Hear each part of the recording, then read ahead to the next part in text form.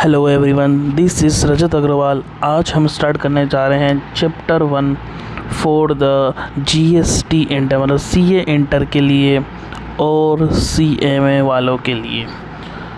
So CA intermediate and CMA मैं refer this video. Notes अगर आपको चाहिए तो नोट्स की लिंक मैं डिस्क्रिप्शन में दे दूँगा। Notes in the description. सब समझ में आएगा, आपको अच्छे से समझ में आएगा, क्लियर वे में। थोड़ा हम स्पीड में ज़रूर चलेंगे लेकिन विद एग्जांपल्स बढ़ेंगे। हर चीज़ के जहाँ पे नेसेसरी होंगे एग्जांपल आपको ज़रूर मिलेंगे।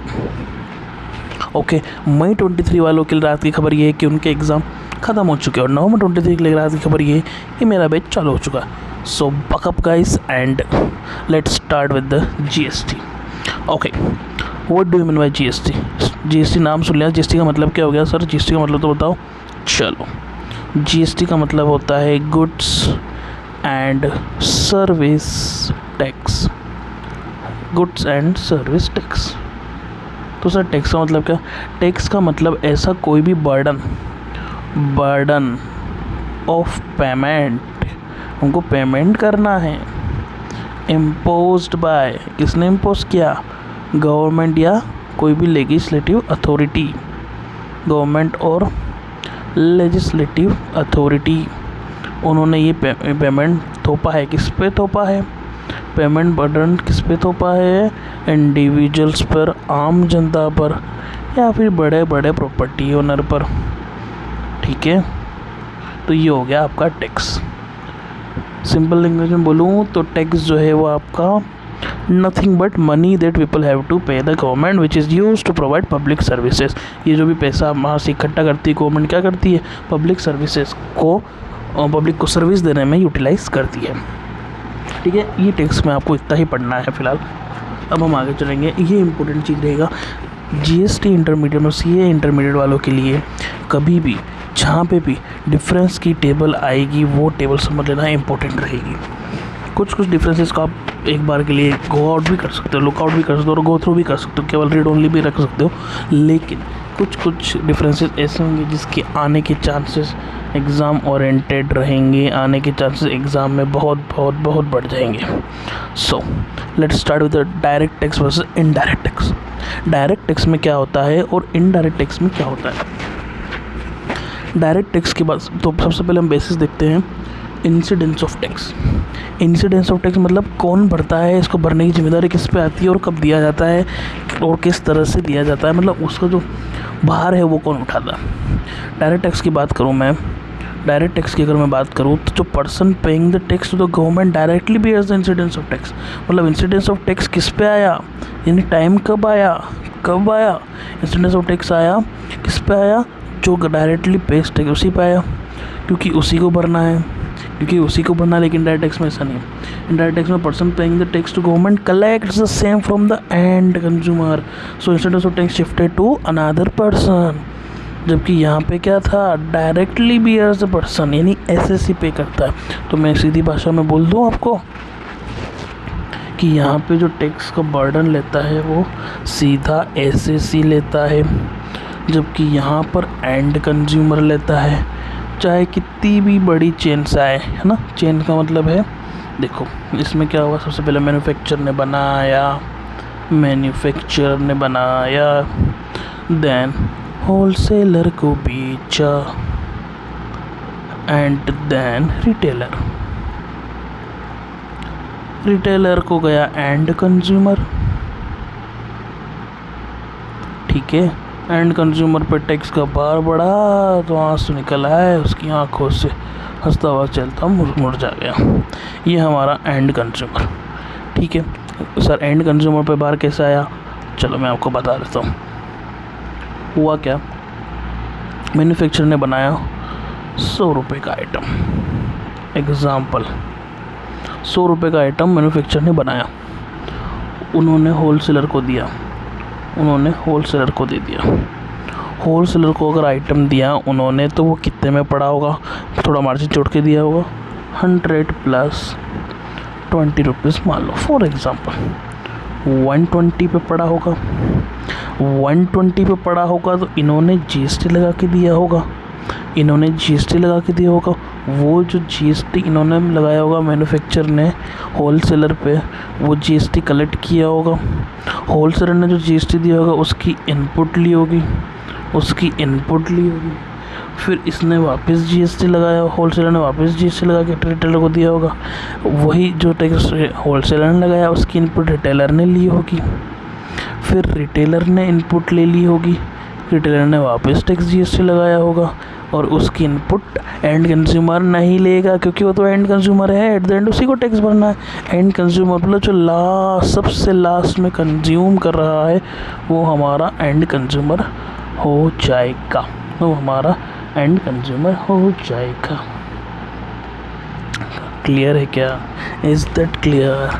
ओके, तो इस तरह से आप एंड कंज्यूमर आएगा। अब मैंने आपको कुछ बातें बोली एग्जांपल के दौरान कि आईटीसी क्या हुई और जीएसटी आउटपुट क्या हुआ, वो हम जैसे जैसे आगे बढ़ते जाएंगे वैसे समझेंगे, बल्कि 2-4 मिनट में ही वो कॉन्सेप्ट मैं आपको समझा दूँगा कि वो आईटीसी क्या हुआ और क्या आया। ठीक है, अभी फ़िलहाल ये कि ये इसका बाहर ये लगाता है, इसमें क्या समझेंगे, इस मैन्युफैक्चर ने एड लिया और उसकी वापस इनपुट टैक्स क्रेडिट ले लेगा, और वो टैक्स मैन्युफैक्चरर जो जीएसटी लगाएगा वो होलसेलर्स पे लगा के वसूल लेगा। ठीक है, या फिर ऐसे भी समझ सकते हो कि मान लो मैन्युफैक्चरर ने 100 रुपये का माल बेचा, इस पर 18 रुपये का जीएसटी लगाया, टोटल 118 रुपये। 118 वो किससे लिए? होलसेलर से लिए, होलसेलर से लिए। तो जो जीएसटी का बर्डन है ना, ये जो जीएसटी लिया 18 रुपये का, वो जीएसटी किससे लिया? होलसेलर से लिया। और वो होलसेलर से अगर जीएसटी लिया, वो अगर होलसेलर से अपन ने जीएसटी लिया तो वही जीएसटी 18 रुपये वाला जीएसटी का बर्डन मैन्युफैक्चरर ने किस पे शिफ्ट किया? वो शिफ्ट किया होलसेलर पे। मैन्युफैक्चरर ने बर्डन शिफ्ट किया होलसेलर पे, होलसेलर पे, होलसेलर पे। ठीक है, अच्छा एक बार मैं आपको बताना भूल गया, आपको मेरी इसमें शायद पिक्चर नहीं दिख पा रही होगी या मेरी क्लिप नहीं आ रही होगी इसमें, तो मैं आपको थोड़ा टेक्निकल रीज़न की वजह से वो नहीं दे पा रहा हूँ अभी, वो भी ऐड कर दी जाएगी। ठीक है, तो मैन्युफैक्चरर होलसेलर, मैन्युफैक्चरर ने बर्डन जो शिफ्ट किया वो होलसेलर पर किया। अब इसी तरह से मान लो होलसेलर क्या करता है, होलसेलर क्या करेगा, चलो होलसेलर ने क्या किया होगा, 118 रुपये का माल इसको पड़ा, 18 रुपये का तो टैक्स था, होलसेलर ने मान लो 150 रुपये का माल बेचा होगा, उसमें मान लो जीएसटी लगा 30 रुपये फॉर एग्ज़ाम्पल। ठीक है, 180 रुपये का हुआ। तो अब जो ये 30 रुपये है वो किससे वसूलेगा? रिटेलर से ही लेगा। 180 में पड़ गया रिटेलर के, तो ये 180 में पड़ गया। अब मान लो यहाँ पे रिटेलर ने माल बेचा 160 रुपये का एंड कंज्यूमर को, उस पर लगाया मान लो 40 का जीएसटी, एग्जाम्पल है, कोई रेट से मैं नहीं लगा रहा हूँ, 200 रुपये। तो 200 रुपये का रिटेलर ने माल किससे वसूला होगा? एंड कंज्यूमर से। तो रिटेलर ने भी टैक्स का जो बर्डन है, ये जीएसटी जो टैक्स का बर्डन है वो शिफ्ट कर दिया एंड कंज्यूमर पे, होलसेलर ने शिफ्ट कर दिया था रिटेलर पे, और जो मैन्युफैक्चरर है उसने शिफ्ट कर दिया था होलसेलर पे। तो इसलिए इनको ये बोला है कि इंसिडेंस ऑफ जो टैक्स है वो इंसिडेंस ऑफ टैक्स जो है वो shifted to another person. Is that clear? Is that clear? आगे बढ़ें, चलो। हाँ, नेक्स्ट सेकंड जो डिफरेंस है वो नेचर के, नेचर टैक्स का भी नेचर होता है, हाँ टैक्स का भी नेचर होता है। आओ देखें, प्रोग्रेसिव इन नेचर। प्रोग्रेसिव का मतलब है कि high rate for higher capable people, यानी इसमें चलती है स्लेब रेट, इसमें चलती है स्लेब रेट, यानी स्लेब रेट से टैक्स देते हैं हम। स्लेब रेट मतलब समझ गए क्या? अगर आपने टैक्स पढ़ लिया होगा, मतलब बेसिक पढ़ लिया होगा अभी तक, तो आपको पता होगा, नहीं तो मैं बता दूँ। स्लेब रेट ही नहीं, 0.2 लाख तक, 0 से 2.5 लाख तक कोई भी टैक्स नहीं लगता, वो आपकी बेसिक एग्जम्पशन लिमिट होती है। 2.5 से आपको 5 तक 5% लगता है, फिर रिबेटों की कैलकुलेशन अलग। 5 से आपको 10 तक लगता है 20%, and more than 10 lakhs you have to pay 30%। ये होती है स्लैब रेट, यानी जिसकी इनकम 2.5 लाख तक है उसको कोई टैक्स नहीं देना, जिसकी इनकम 5 लाख तक उसको 5% टैक्स देना, 10 लाख तक उसको 20% देना, और उसकी 10 लाख से भी ज़्यादा 30%। तो high rate for higher capable people, लेकिन इसमें ऐसा नहीं है, ये है अपना regressive in nature. Regressive in nature मतलब चाहे वो हाई पेबल हो या हाई कैपेसिटी हो, कैसा भी हो, all the consumer equally bear the burden irrespective their ability to pay। Example GST custom duty, इसका एग्जाम्पल इनकम टैक्स। क्लियर हो गया? चलो आगे बढ़ते हैं। फीचर्स ऑफ इनडायरेक्ट टैक्स, इसका छोटा मोटा क्वेश्चन कभी कभार देखने को मिल जाता है, बेहतर एक बार रीड करके जाओ, उसमें से याद करने जैसा कुछ भी नहीं है। तो इसके फीचर्स क्या हुआ? An important source of revenue कैसा हुआ? सरकार को रेवेन्यू आ रही है तो रेवेन्यू टैक्स का पैसा रेवेन्यू के बराबर हुआ, क्योंकि टैक्स और ये कहाँ यूज़ करती है? पब्लिक सर्विस में यूज़ करती है। Tax on commodities and service, नाम क्या है? Goods and service tax. तो गुड्स पे भी लग रहा है, सर्विस पे भी लग रहा है, ठीक है। क्लियर शिफ्टिंग ऑफ टैक्स बढ़ना, अभी मैंने आपको बताया कि होलसेलर रिटेलर को करेगा, रिटेलर किसको करेगा? एंड कंज्यूमर को करेगा। इस तरह से शिफ्टिंग ऑफ टैक्स बर्डन, ठीक है। नो परसेप्शन ऑफ डायरेक्ट पे, अच्छा ये मैं बताता हूँ, देखो इसमें क्या हुआ? एमआरपी बेचते, तो एमआरपी जो होती है ना, एमआरपी पे बेचते हैं, और एमआरपी जो होती है वो इंक्लूसिव ऑफ जीएसटी होती है। तो जब एंड कंज्यूमर तक जाती है उसमें जीएसटी लिख के नहीं दिया होता, उसमें केवल वो लिखा होता है, केवल एमआरपी लिखी होती है, तो जीएसटी नहीं होता, तो कोई भी डायरेक्ट पिंच नहीं होता, सीधा इनडायरेक्टली आप उससे टैक्स वसूल लेते हो। इन्फ्लेशनरी कैसे? चलो ये मैं बताता हूँ, ये भी और ईजी है, सब ईजी पॉइंट है। इन्फ्लेशनरी कैसे हो गया? चलो इन्फ्लेशनरी हो गया अपना ऐसे, जो मिस्टर ए है वो पहले बेचते थे सीमेंट आती थी पहले 100 रुपये में, उस पर जीएसटी लगता था पहले 18%, मान लो आ गई 118 रुपये में, ठीक है। अब गवर्नमेंट ने 18 की जगह टैक्स बढ़ा कर दिया 28%, 100 पे लगी 128। तो पहले जो सामान मिलता था 118 रुपये में, वो मिलेगा 128 रुपये में। पहले जो सामान 118 में मिलता था वो मिलेगा 128 में। तो ये हुआ इस तरह से इन्फ्लेशनरी, वो उसको बढ़ा देता है, यानी महंगाई थोड़ी आ जाती है। Is directly affect the price of commodity and service and leads to inflationary trend. अच्छा ऐसा उल्टा भी हो सकता है, बिल्कुल हो सकता है, मान लो इसकी रेट 28 से कम कर दी, 5 कर दी, तो वो भी तो कर सकते हैं, लेकिन जनरली वो रेट कम करने के बाद भी जो भाव है ना वो इसको यहाँ तक ही रखते हैं, उसमें ज़्यादा कमी नहीं करते कंपनीज़ वगैरह जो होती है। भले ही टैक्स कम करो हो गया तो वो मेन कॉस्ट का जो मेन टैक्सेबल वैल्यू वो बढ़ा देते हैं। अच्छा वाइडर टैक्स बेस मतलब बहुत सारे प्रोडक्ट इसमें ऑलमोस्ट कवर, केवल 5 प्रोडक्ट इसमें इंक्लूड नहीं है, 5 प्रोडक्ट जीएसटी के परव्यू में नहीं आते हैं, not in the purview of GST, ठीक है। Higher tax are impose in the consumption of harmful products, बिल्कुल जैसा देखो सोशल वेलफेयर, तो इनका मतलब है कि प्रमोट सोशल वेलफेयर कैसे प्रमोट करता है? देखो जो टोबैको है ना उस पर वेट भी लगाते हैं, जीएसटी भी लगाते हैं, और जीएसटी की रेट लगाते हैं मान लो 28%, तो हायर रेट लग रही है, मतलब वो बोल रही है कि टोबैको आपकी सेहत के लिए तो हानिकारक है ही है, आपके जेब के लिए भी हानिकारक हो सकता है, इसलिए tobacco is injurious to health as well as your pocket, so don't eat it. Regressive nature अपन यहाँ पर देख लिया, इसमें मतलब इक्वली सबको इक्वली ट्रीट करता है हमारा जीएसटी, ठीक है। चलो अब हम बात करते हैं हिस्ट्री। देखो हिस्ट्री में ज़्यादा कुछ काम का है नहीं, पर स्टिल दिया है तो पढ़ना पड़ेगा, पढ़ लेते हैं। सबसे पहले 2000 से, जी हाँ 2000 से जीएसटी जन्म हो गया था, बात चल रही थी, लेकिन एप्लीकेबल करते करते 2017 आ गया, तो 2000 में आया कंसेप्ट जीएसटी इंट्रोड्यूस हुआ और कमेटी बनी जीएसटी मॉडल के लिए कंट्री में। फिर 6 साल निकल गए, उन्हें आता है पुरानी कहानियों में, भूत बंगलो कहानी है, 6 years लेटर, आज को रील में भी आता होगा ना, 6 years लेटर, 6 साल बाद यूनियन फाइनेंस मिनिस्टर जो थे उस समय के, उन्होंने बजट के दौरान जीएसटी का इंट्रोडक्शन करने की गारंटी दी। उन्होंने बोला कि 1 अप्रैल 2010 से हम लगा देंगे, लेकिन सारी डेडलाइन मिस करते गए और अनसर्टेनिटी के बादलों से घिरे रहे। फिर से कब आ गए अपन 2010 को, उन्होंने बोला 2010 से 14 मान लो, पर 2010 से 2006 में तो 6 से 8 और मोटा हो गया, 8 years लेटर, कहना पड़ेगा ना, आपको याद रहेगा, भूतिया पिक्चर देख रहे हो आप।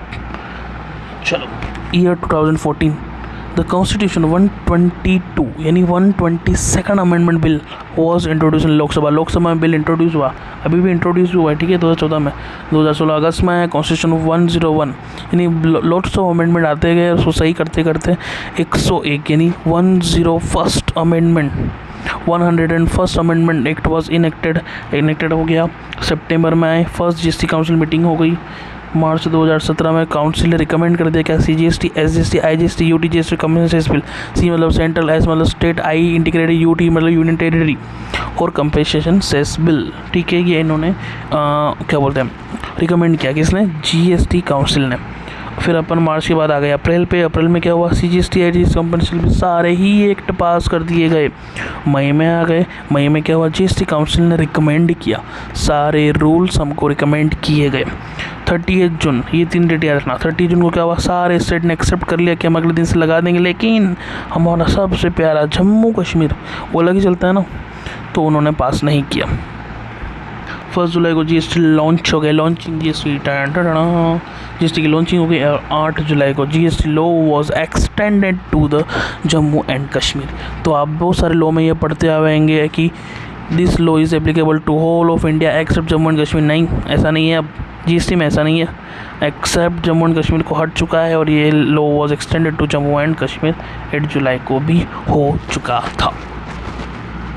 कंसेप्ट की बात करेंगे कि GST के कंसेप्ट्स क्या क्या हैं और किस तरह से काम करेंगे। Concept of GST, basic concept की बात करें, वैल्यू एडेड टैक्स। अच्छा, केवल वैल्यू एडेड टैक्स कैसे, सिर्फ वैल्यू एडेड टैक्स है क्या? हाँ जी, वैल्यू एडेड टैक्स। और कैसे बताओ, तो बिल्कुल बताते हैं। इसी वैल्यू एडेड टैक्स है दोस्तों, कैसे मैं आपको बताता हूँ। हुआ क्या, मिस्टर ए मान लो और एक मिस्टर बी मान लो, ठीक है। Mister A, mister B.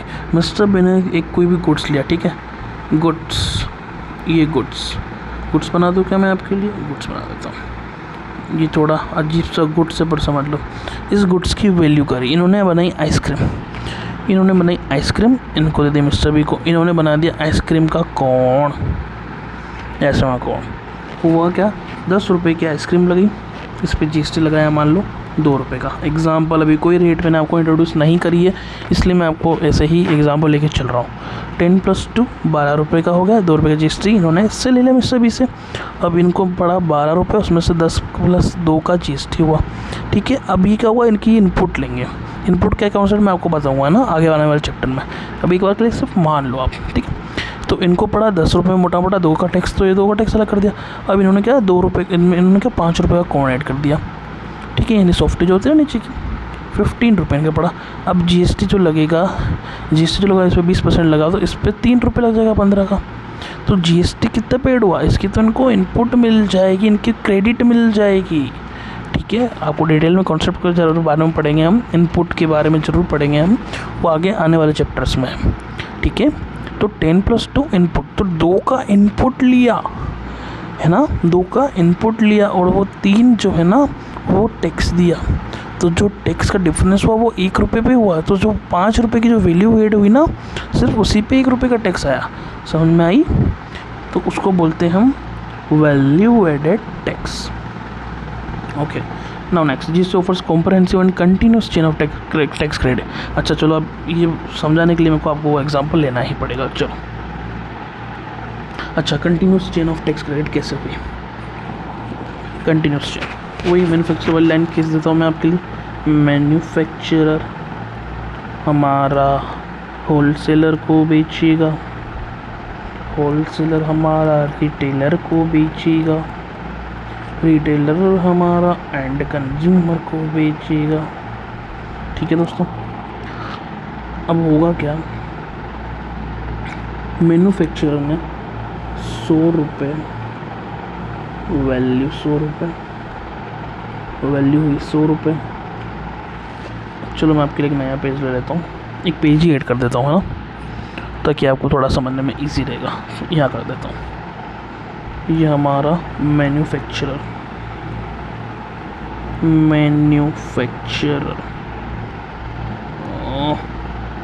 हाँ, मैन्युफैक्चरर हुआ।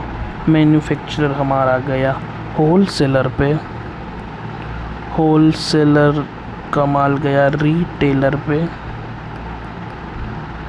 रिटेलर का माल गया एंड कंज्यूमर पे, ठीक है। अब मैं यहाँ लिखूँगा आपकी टैक्सेबल वैल्यू, यहाँ लिखूँगा GST, आउटपुट है ना, टैक्स दिया, यहाँ लिखूँगा मैं आपकी इनपुट, ठीक है। आपको समझ में आना चाहिए।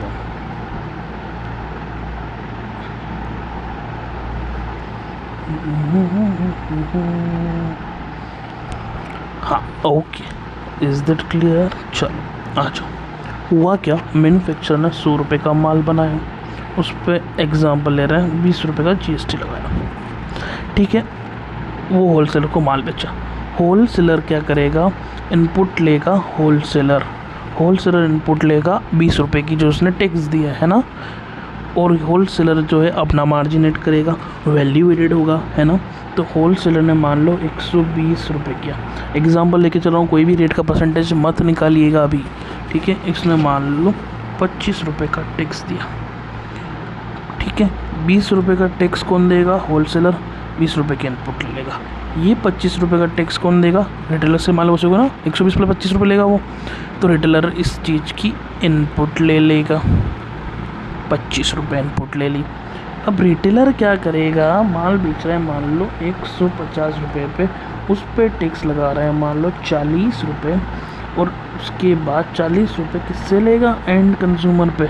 तो क्या एंड कंज्यूमर टैक्स नहीं, एंड कंज्यूमर को इनपुट नहीं मिलेगी, क्योंकि एंड कंज्यूमर मतलब एंड हो चुका है, उसकी जो सप्लाई की चेन है वो ख़त्म हो चुकी है, यहाँ पे प्रोडक्ट कंज्यूम हो चुका है, product has been consumed here.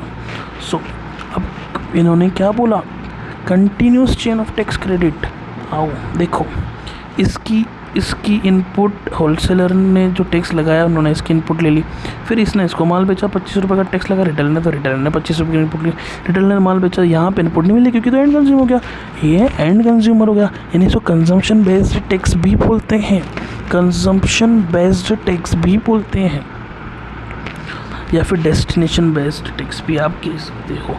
ये इसकी एंड डेस्टिनेशन हुई, तो इसलिए बोला ये देखो कंटिन्यूस चेन, यहाँ का टैक्स की चेन क्रेडिट यहाँ, तो continuous chain of tax credit इस तरह से कहलाई जाएगी। टैक्स बना बोल माय कंज्यूमर, ये लो, यही तो है बंदा। अरे यार आप इसको दुखी करो बंदे को, एंड कंज्यूमर दुखी है, आप खुश कैसे रख लो। ये देखिए दुखी है बंदा, ये टैक्स देना पड़ रहा है ना, वो दुखी है बंदा, ठीक है। चलो अब बात करते हैं नीड फॉर GST इन